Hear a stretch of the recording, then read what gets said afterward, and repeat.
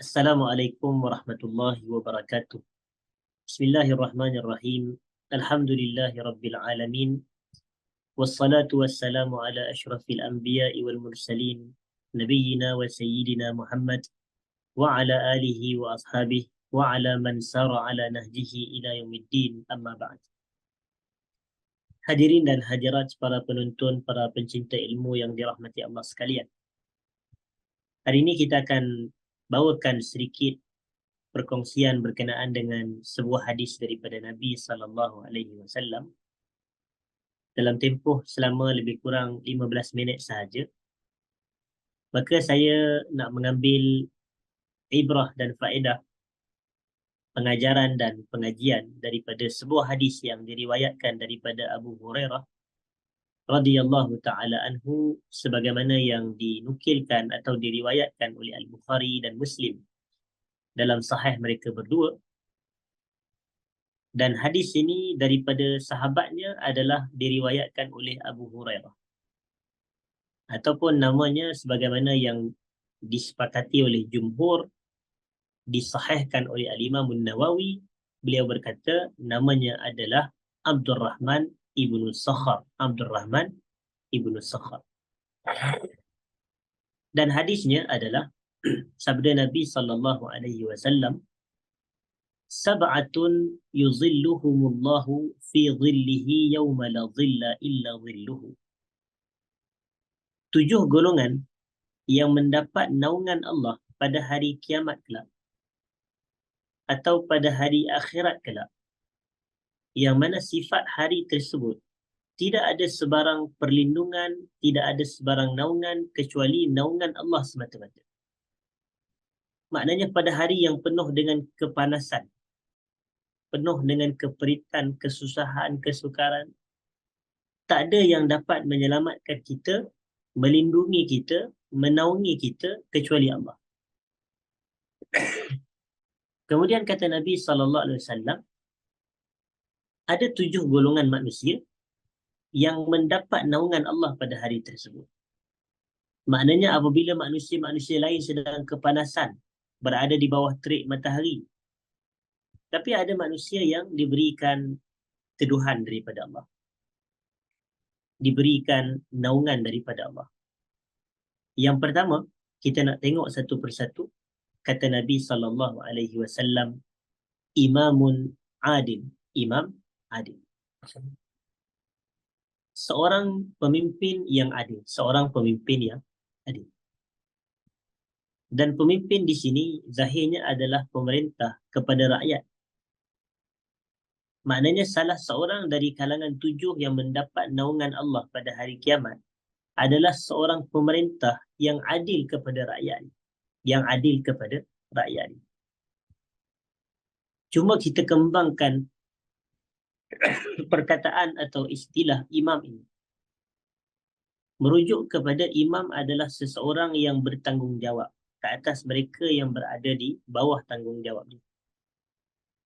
Jadi kita boleh fahami juga kalau seorang ketua organisasi sebagai contoh, ketua jabatan, dia bersifat adil kepada mereka yang di bawah dari sudut kepada pekerja-pekerja yang di bawah urus takbir dia, maka dia juga boleh dikategorikan termasuk dalam hadis ini. Begitu juga seorang bapa yang merupakan ketua bagi keluarganya, dan sekiranya dia bersifat adil kepada semua anak-anak dia, semua yang berada di bawah tanggungan dia, maka dia juga zahirnya termasuk dalam kalangan mereka yang mendapat naungan Allah pada ciri yang pertama ini, iaitu imamun adil, pemimpin pemerintah yang adil. Jadi adil adalah daripada perkataan al-adlu, yang mana perkataan al-adlu ini kita katakan adalah seseorang yang meletakkan sesuatu pada tempatnya. Jadi seorang pemimpin, seorang ketua, seorang pemerintah, dia meletakkan sesuatu itu selayaknya pada tempatnya, maka dia adalah pemerintah yang adil. Dia adalah ketua dan pemimpin. Itu yang pertama. Yang kedua, wasyabun nasya'a fi ibadatillah. Salah seorang daripada 7 yang mendapat naungan Allah pada hari kiamat adalah anak muda yang membesar dengan ibadat kepada Allah. Wa syabun nasha'a fi ibadatillah. Dia membesar daripada belia, remaja, muda kepada dewasa. Dari fasa tu dia membesar dalam tempoh tersebut, dia membesar dengan ibadat dan taat kepada Allah Subhanahu Wa Taala. Apa istimewanya dia? Istimewanya dia adalah kerana dia muda. Sebab itu dia berhak mendapat naungan Allah pada hari kiamat. Sedangkan fasa muda adalah fasa yang dipenuhi dengan nafsu dan syahwat, dipenuhi dengan hasutan dan godaan syaitan. Tetapi hamba Allah ni, dia mengenepikan keinginan, kehendak nafsunya ketika dia masih muda, semata kerana dia nak memfokuskan dirinya membesar dalam keadaan ibadat dan taat kepada Allah. Maka atas ciri istimewa ini melayakkan dia mendapat naungan dan perlindungan Allah pada hari kiamat. Yang ketiga adalah warajulun qalbuhu mu'allaqun bil masajid.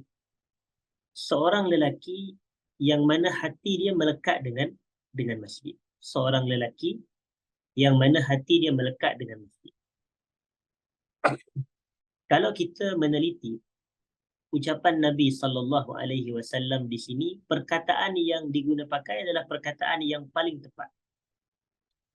Iaitu Nabi mengikat kehadiran seseorang itu dengan masjid adalah dengan terikatnya hati. Maknanya kaitan antara kita dengan masjid adalah kerana hati melekat dengan masjid. Hati melekat dengan masjid. Kerana seseorang itu, kalau hati dia melekat dengan masjid, rumah dia dekat pun dia pergi masjid, rumah dia jauh pun dia pergi masjid. Kalau seseorang itu, hati dia melekat dengan masjid, dia ada jawatan di masjid pun dia pergi, kalau dia tak ada jawatan pun dia pergi juga. Kerana apa? Yang melekat itu dan mengikat dirinya dengan masjid adalah hati dia. Dan kalau hatinya melekat dengan masjid, dia muda pun dia pergi masjid, dia tua pun dia pergi masjid. Kerana kehadiran ke masjid ni bukan kira umur, bukan kira jarak tempat tinggal, bukan kira jawatan ke tidak berjawatan, tapi kehadiran kita ke masjid adalah melihat kepada hati yang melekat dengan masjid. Sebab itu kita kena mengikat dan melekatkan hati kita dengan masjid. Ada sebahagian orang dia mengikat hatinya ke tempat-tempat lain, ke pusat-pusat pelancongan, ke pusat-pusat hiburan, ke pusat-pusat sebagai contoh karaoke dan apa semua tempat padang-padang permainan. Dia mengikat hati dia ke situ. Dia cukup suka pergi. Tapi itu tidak melayakkan mereka mendapat naungan Allah pada hari kiamat. Sebaliknya, yang melayakkan untuk seseorang itu mendapat naungan Allah pada hari kiamat adalah seorang yang hati dia melekat dengan masjid. Dia suka pergi masjid. Disebabkan kesukaan dan kecintaan dia pergi ke masjid itu, maka Allah selamatkan dia daripada kepanasan akhirat, daripada kepanasan di padang mahsyar. Itu yang ketiga. Yang keempat, kata Nabi SAW, warajulani tahabba fillah. Dua orang lelaki yang saling mencintai kerana Allah. Dua orang lelaki yang saling mencintai kerana Allah. Kita tahu bahawasanya perasaan mahabbah ini memang disunatkan, dituntut antara kita kepada saudara kita. Sehingga disebut oleh Nabi SAW dalam hadisnya yang sahih, la yu'minu ahadukum hatta yuhibba li akhihi ma yuhibbu li nafsihi. Tidak sempurna iman salah seorang kamu sehingga dia suka untuk saudaranya apa yang dia suka untuk diri dia.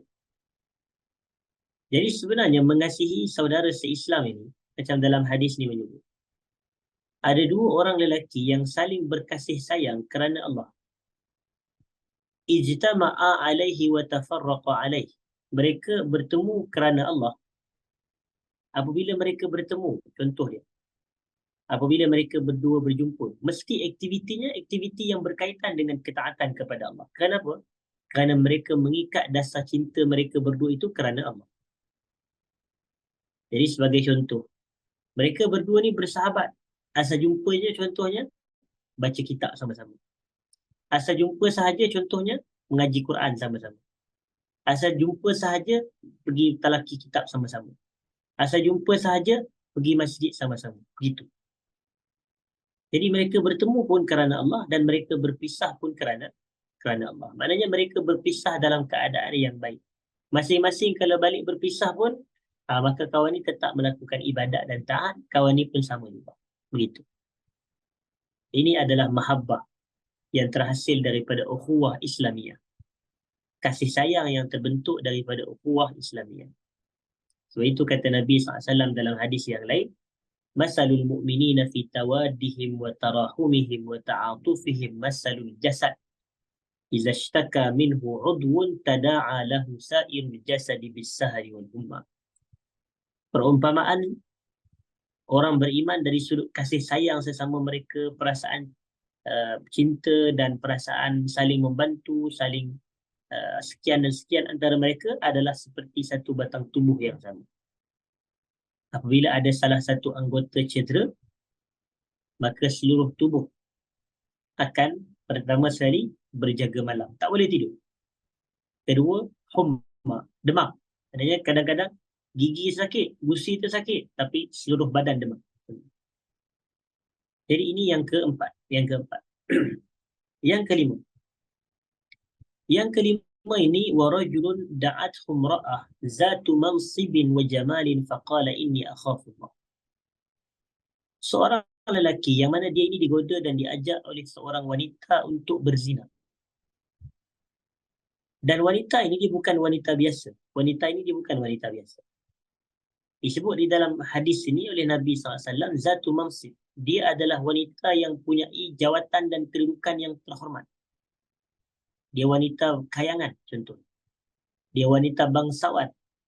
Dan tidak cukup semasa dia ni hartawan, kayangan, bangsawan, tetapi wajaman. Dan dia mempunyai kecantikan rupa paras. Jadi bayangkan seorang wanita yang rupa parasnya begitu cantik. Dia berharta pula. Dia ada kedudukan yang tinggi dan kehormat. Tetapi wanita ini mengajak lelaki tersebut berzina. Faqal, lalu lelaki ini berkata, Inni akhafullah. Aku takut kepada Allah. Aku takut kepada Allah.